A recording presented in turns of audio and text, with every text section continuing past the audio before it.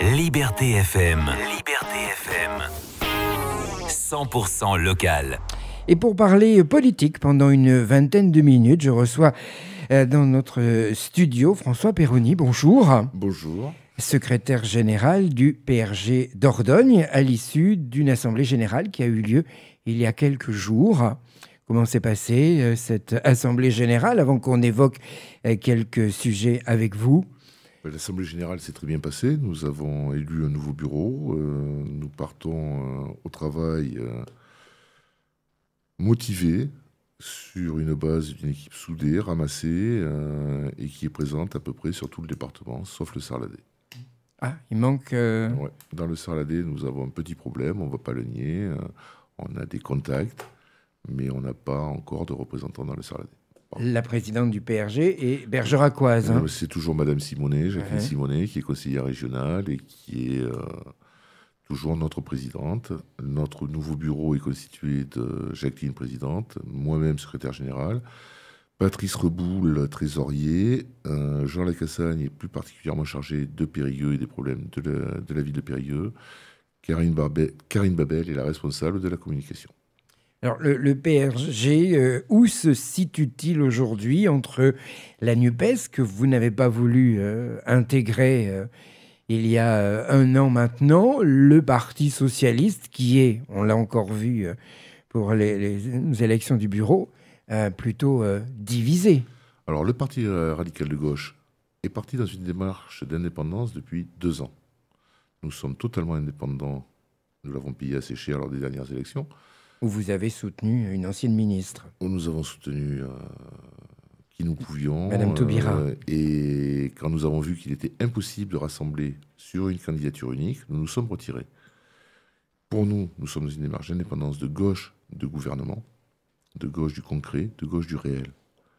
C'est-à-dire qu'on ne fait pas de programme électoral révolutionnaire en poussant des hurlements à l'Assemblée et en traitant des ministres d'assassins.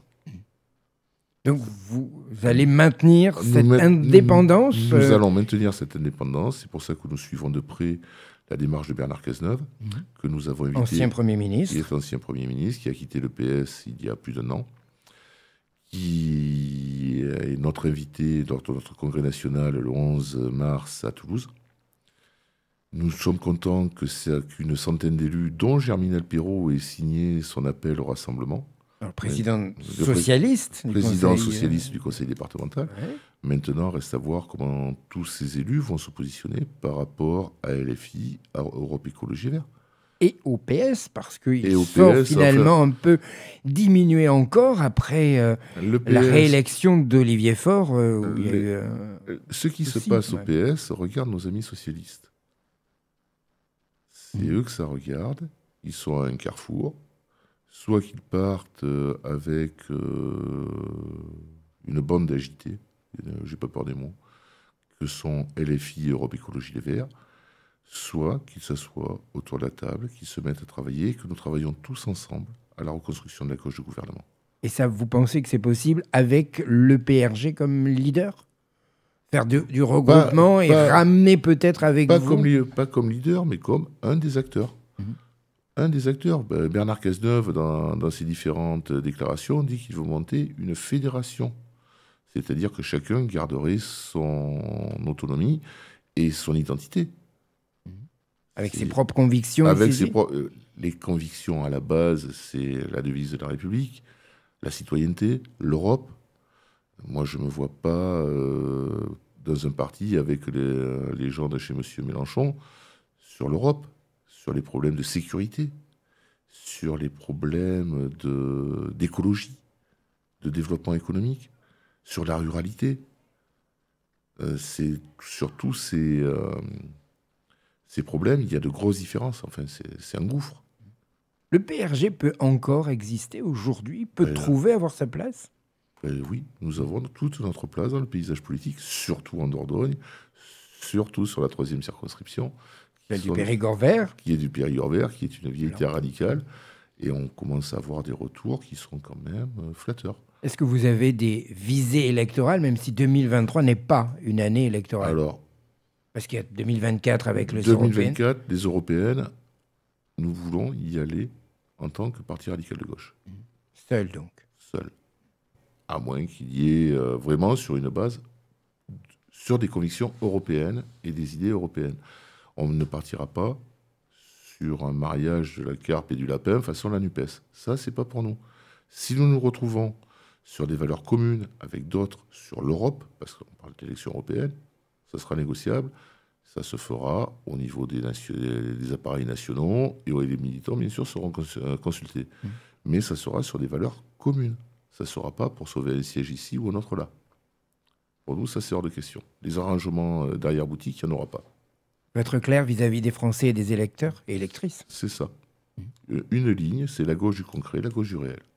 Alors, évidemment, on parle des européennes. C'est une des élections les moins populaires, où la participation est très faible.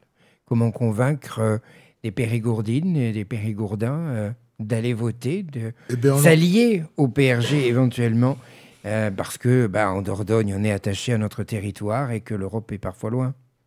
Mais justement, l'Europe est parfois loin, mais l'Europe, elle est présente partout. Elle est présente surtout dans les territoires ruraux. Il faut savoir que la majorité des aides, des subventions viennent de l'Europe en passant par la région. La PAC, notamment, pour le monde agricole. La PAC, les fonds FEDER, Leader, tout ça, ça vient de l'Europe. À nous de prouver que nous pouvons, en Dordogne, avoir des projets structurants. À nous de prouver que nous sommes, nous, radicaux de gauche, présents sur ce qui inquiète les habitants de la Dordogne. Ce qui inquiète les habitants de la Dordogne, c'est la fermeture des services publics, c'est pour les agriculteurs les normes européennes, les problèmes d'irrigation, les problèmes de nouvelles cultures, les filières à créer, celles qui existent à développer. Les poubelles et le SMD3. Les poubelles et le SMD3. C'est une inquiétude. C'est pas une inquiétude, c'est un constat. Sur le SMD3, on peut faire un point rapide. Notre position, elle est claire. Le 31 janvier, nous avons écrit à M. Protanon pour lui demander où ça en était. Nous lui posons des questions toutes simples. Combien l'aventure des points d'apport volontaires a coûté et combien va-t-elle coûter au total? Nous posons la question aussi à tous les élus qui siègent au SMD3. On est d'autant plus tranquille que nous n'en avons pas. Alors, tous les partis sont étrangement muets. Je n'entends pas les Verts prendre position sur les poubelles, sur la mise en place de cette pseudo-redevance incitative, qui est une redevance punitive. Parce qu'on paye 20 ouvertures pour une personne seule. La personne qui a par an, la personne qui a 10 ouvertures par an, elle paiera quand même pour 20. Alors qu'il y avait peut-être la solution de faire ce qui s'est fait dans pas mal de communautés de communes en Gironde, de peser les poubelles et de garder le point d'apport personnel. Il n'y a pas eu, selon vous, d'études, de concertation, de dialogue avant que cette mesure soit appliquée, puisque là, maintenant, elle rentre dans la totalité du département, ce qui n'était pas le cas, puisque Nontron et Bergerac ont été les derniers à intégrer le SMD3. Alors, ça fait plus de 30 ans que l'on parle de poubelles en Dordogne. La Dordogne avait 30 ans pour se préparer. Les premières délibérations allant dans le sens de la redevance incitative ont été passées il y a une quinzaine d'années. Qu'est-ce qui a été fait? On n'en sait rien. On n'en sait rien. On veut des réponses. Nous voulons, nous radicaux, des réponses. Nous avons peut-être des solutions. Il y a toute une filière à mettre en place. Toute une filière de collecte des métaux ferreux, non ferreux, ce qu'on appelle les déchets blancs, c'est-à-dire l'électroménager, les déchets noirs, l'informatique, la téléphonie. Qui c'est qui les retraite? Parce que là, il y a quand même des produits à forte valeur ajoutée, vu le cours des métaux et des composants électroniques actuellement. D'un autre côté, on ne peut plus enfuir les déchets ultimes. C'est fini. Saint-Laurent sera plein. Après, on fait quoi? Et on ne peut plus envoyer sur l'incinérateur de Brive. Donc, maintenant se pose la question d'un incinérateur en Dordogne, 2 méthaniseurs de proximité pour les déchets organiques pour produire de la biomasse et du gaz, du méthane, ce qui permettrait aux agriculteurs en plus d'avoir un revenu complémentaire qui n'est pas négligeable. Se pose la question des déchets ultimes à l'incinérateur, et qu'on ne me dise pas, ça pollue. Brive, l'incinérateur... Ça sent mauvais. Non, ça sent pas mauvais. À Brive, il est quasiment en ville, l'incinérateur. Les gens... À Toulouse, il y en a 2. Il y a des craintes autour des méthaniseurs pour les riverains. les craintes autour des méthaniseurs pour les riverains, qu'ils aillent voir, il y en a quand même pas mal qui fonctionnent. Il y en a un, il est au lycée agricole de Coulounier. Les gens autour, ils n'ont pas d'odeur. On est en centre-ville, là. On est en centre-ville. Donc, il y a des normes qui existent, il faut faire les choses en règle, il est sûr chacun ne va pas avoir son petit méthaniseur chez soi. Mais il y a des normes qui existent. Il faut trouver une solution. Il faut trouver une solution parce que ça ne peut plus durer. Rien n'a été fait. Rien n'a été fait. Et on continue sur la lancée. Les élus, nous posons des questions. Parce que qu'est-ce qu'on veut nous cacher? En gros, c'est ça, sur les poubelles, qu'est-ce qu'on veut nous cacher? Aucun élu ne se prononce. Alors, nous nous sommes penchés sur le rapport d'orientation budgétaire. Alors, il y a des pages entières de dépenses. Il y a beaucoup de dépenses, d'ailleurs. Beaucoup de dépenses, une grosse masse salariale, des achats de véhicules. Mais il n'y a pas de recettes. Les recettes ne sont pas détaillées. Ah oui, parce qu'il y a des recettes. Ben oui, il y a des recettes, obligées. Mais elles n'ont pas été détaillées dans le rapport d'orientation budgétaire. Elles seront peut-être présentées lors du budget. Mais personnellement, si j'étais élu siégeant en SMD3, je demanderais des explications. Je demanderais, avant le vote du budget, je demanderais où on en est. Où on en est. Quelles vont être les recettes? Ont-elles été estimées? Nous demandons à ce que la population connaisse les études d'impact. Et là, aucun parti ne veut se positionner là-dessus. Parce qu'il y a eu une opposition à M. Protano, cela s'entend, mais dans les élus, il y a de tous bords. Mais la droite comme la gauche. Ils y sont tous sauf nous. Ils y sont tous sauf nous. Même Europe Écologie Les Verts, d'habitude, si rapide pour réagir sur les phytosanitaires, sur la chasse, sur l'irrigation.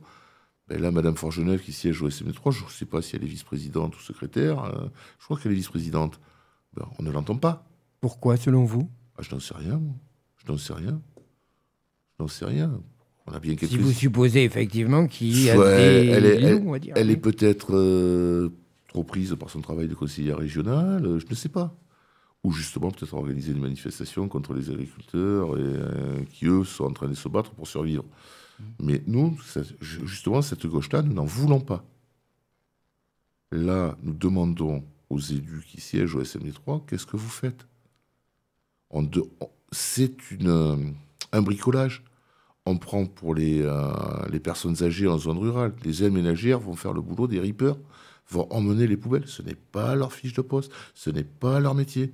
Et quand un président de conseil départemental dit que les aides ménagères vont emmener les poubelles, il faut arrêter. Il y a des risques sanitaires.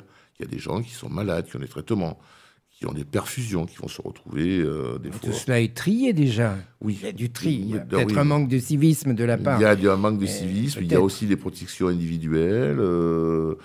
Il y a des personnes qui sont incontinentes. Les aides ménagères n'ont pas à transporter ça. Ce n'est pas leur métier. En plus, le temps qu'elles vont y passer, c'est du temps qui va être pris sur le temps qu'elles consacrent aux usagers. Ce n'est pas leur métier. Et nous serons à leur côté dans leur combat contre ce principe. Soit qu'on met en place un nouveau service. Pourquoi pas? Public ou privé? Moi, je serais plutôt partisan d'un service public. Je suis partisan du service public à tous les niveaux. Mais service public, ça ne veut pas dire à la charge de la collectivité. Le service public, à un coût, on le paye. Mais il faut trouver une solution pour en sortir. Et surtout, sur le problème des poubelles en Dordogne, il faut dépassionner le débat. On ne peut plus parler des poubelles sans que ça parte dans tous les sens. Mais on l'a vu encore dernièrement avec l'envahissement du site du SMD3 pour une réunion et des protestations. C'est honteux parce qu'il y a du personnel qui a été agressé. Là par contre, c'est inadmissible. C'est inadmissible. Celui qui est aussi muet sur ce problème, qui pourrait peut-être se poser en rassembleur, c'est le député. C'est pas dans sa compétence, mais... Alors quand vous parlez du député... Je parle du député de la 3e circonscription. Donc Jean-Pierre Cubertafon. De Jean-Pierre Cubertafon, qui pourrait dire, maintenant on va se mettre autour de la table. C'est un homme de consensus, nous le savons. Ce n'est pas un extrémiste. M. Cubertafon est loin d'être un extrémiste, autrement ça fait longtemps que ça se saurait. Mais il faut que quelqu'un mette tout le monde autour de la table. C'est-à-dire les citoyens de Dordogne, les élus, les services du SMD3. Qui dirige au SMD3? Nous avons fortement l'impression que ce n'est pas M. Protano qui dirige. Mais pourtant, c'est lui le président. C'est lui le président, mais nous avons plutôt l'impression que c'est M. Marty qui dirige, le directeur du SMD3, qui dirige tout. Ce n'est pas possible que M. Protano, qui connaît bien les territoires, ait fait autant d'erreurs. Ce n'est pas possible. Les erreurs, elles ont été faites avant son arrivée. Par ses prédécesseurs, par les services. Il n'y a pas eu d'études concrètes de fait. Et ça, je le dis, je le redis. Saint-Laurent va être plein. On va se retrouver dans la même situation à Saint-Laurent qu'à Coulommiers avec la vieille décharge, une montagne de déchets avec des jus qui suintent au bout de 20 ans et qui suinteront toujours. Donc ça, il faut l'éviter. Et qui vont polluer les terres, les terres agricoles en particulier. Et la nappe phréatique. Et la nappe phréatique, parce qu'à Saint-Laurent, la nappe phréatique, elle est juste dessous. Parce qu'on est quand même dans la vallée. Donc ça, sur ces problèmes-là, il faut savoir que nous serons toujours du côté des aides ménagères, du côté des citoyens, et que nous demandons, je le réitère ici, nous demandons des explications au SMD3 et aux élus.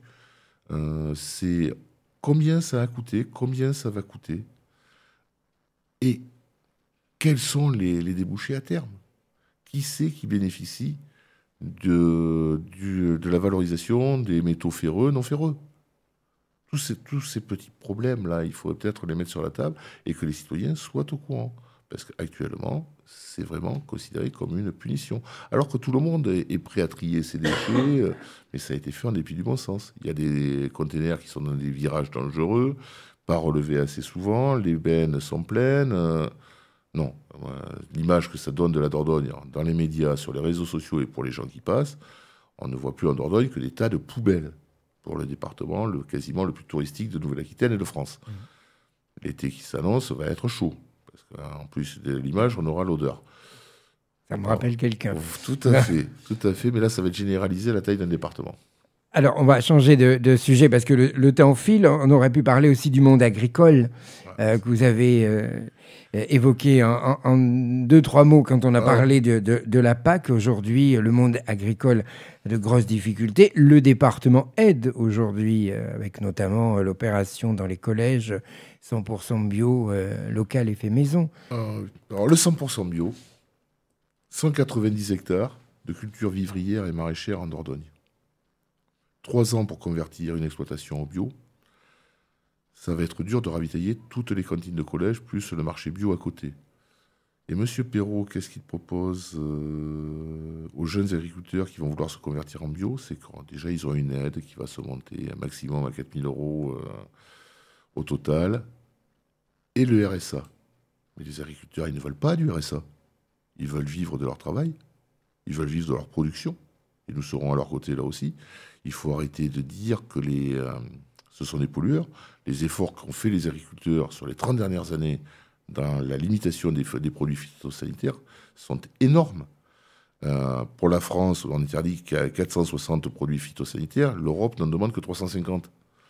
Ce qu'il faut, c'est que les agriculteurs puissent vivre de leur travail correctement. Mais ils en vivront le jour où, effectivement, oui, ils seront au 100% bio et que le département pourra acheter leur production pour nourrir les collégiens de Dordogne. En attendant, ils vont bosser 60 heures par semaine pour un RSA. Mais ça va se faire progressivement. Ça va se faire. Parlons plutôt agriculture raisonnée, parlons production locale, parlons filière locale. Et on peut tout à fait ravitailler les collèges, les écoles, les lycées, les EHPAD en produisant local et en faisant une transition sur la durée. Mais tout passer en bio, personnellement, je n'y crois pas, parce qu'il y a les productions vivrières, il y a la production viande, on a 1500 vaches allaitantes en bio. Pour faire du fromage, ça va faire court. Parce que le 100% bio, actuellement, si on doit ravitailler, mettre toutes les cantines en bio, on va faire venir du bio du fin fond de l'Espagne, de la mer de plastique de Huelva, où ils font du bio, sous plastique, mais ils en font, qui va venir par camion.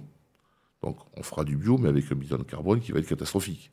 Et avec des camions qui vont encore engorger les routes de la Dordogne. Donc maintenant, agriculture raisonnée, et nous pensons d'ailleurs très rapidement rencontrer les organisations syndicales du monde agricole. De Dordogne. De Dordogne, parce qu'on a déjà des contacts au niveau régional. Alors vous parlez des routes et du transport, ça m'amène évidemment à parler d'un sujet qui est dans l'actualité depuis bien longtemps, les routes du département et Benac. Alors, les routes du département, le panneau qui est le plus à la mode en Dordogne, c'est pas de moi, c'est un ami parisien qui me l'a fait remarquer. Il m'a dit, chez vous, vous avez un panneau qui est très fréquent, c'est chaussée déformée. Donc, tout est dit. On a un très gros réseau routier, c'est vrai. Nous sommes un département très vaste, c'est vrai. Il faut peut-être faire un plan pluriannuel d'entretien. C'est un problème. Et vu les financements, vu les finances du département, comme de tous les départements ruraux, c'est un gros poste budgétaire, j'en suis conscient. Mais il faudrait peut-être cibler des priorités ailleurs que dans le Sarladais, la région la plus touristique.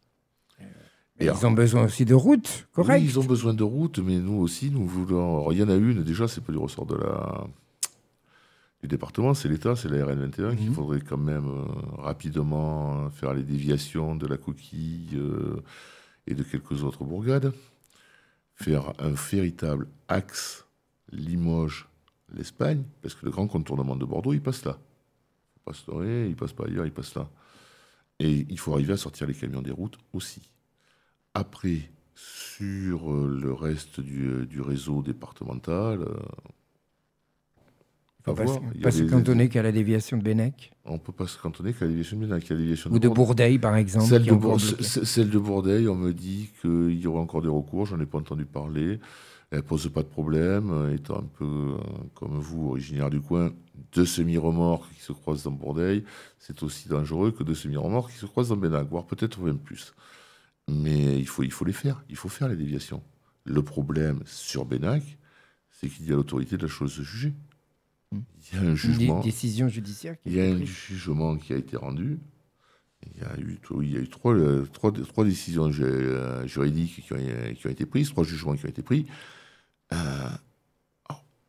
Le président Perrault a dit qu'il allait présenter un nouveau dossier, on va voir. Mais j'ai bien peur qu'il faille démonter, revoir le... Nous sommes pour la déviation, qu'on ne fasse pas dire ce que je n'ai pas dit. Mais le dossier a peut-être été... On s'est peut-être un peu hâté du côté des services du département pour faire avancer ce dossier. Alors, un autre dossier, parce qu'on arrive quasiment au terme de cette émission, c'est dans l'actualité, ce sont les retraites. Quelle est la position du PRG, François Perroni? La position du PRG, c'est âge de départ à la retraite, 62 ans, et on ne touche pas. Comme actuellement? Comme actuellement, et nous sommes présents dans toutes les manifestations, que ce soit à Périgueux, à Bergerac et au niveau national. Et ça peut être financé sur le long terme, cette retraite à 62 ans? Tout le monde le sait, ça sera financé. Là, actuellement, la position de M. Macron, il suffit de lire l'article de Jacques Attali dans Le Monde de la semaine dernière, un numéro du Monde de la semaine dernière, où il dit que la France n'a pas besoin de cette réforme.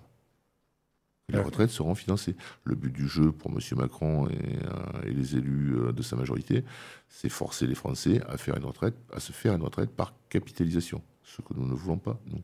Il faut que ça reste public. Il faut que ça reste des retraites par répartition et ça marche très bien. Donc vous allez participer au blocage de la France le 7 mars prochain. 7 mars. Et les jours suivants, parce le 7 mars, nous serons présents, comme nous sommes présents depuis le début, aux manifestations où elles ont lieu. Bon, à Périgueux, en général, nous sommes à Périgueux. Et les gens peuvent nous retrouver sur notre site internet, sur notre page Facebook. Il y a les lieux de rendez-vous s'ils veulent venir défiler avec nous. Alors donc, on va terminer. François Perroni, l'avenir du PRG, ça reste les retraites dans un premier temps, les européennes à plus long terme? À plus long terme, non? L'avenir du PRG, la Dordogne? Une alliance avec certains élus, peut-être d'une majorité aujourd'hui? L'avenir du PRG, la Dordogne, c'est la Dordogne. C'est la Dordogne. Que ce soit sur les retraites, l'environnement, les poubelles, c'est la Dordogne. Notre priorité, c'est la Dordogne, avec nos valeurs républicaines, laïques et de gauche. Ce sera le mot de conclusion. Merci beaucoup. François Perroni, secrétaire général du PRG, était notre invité.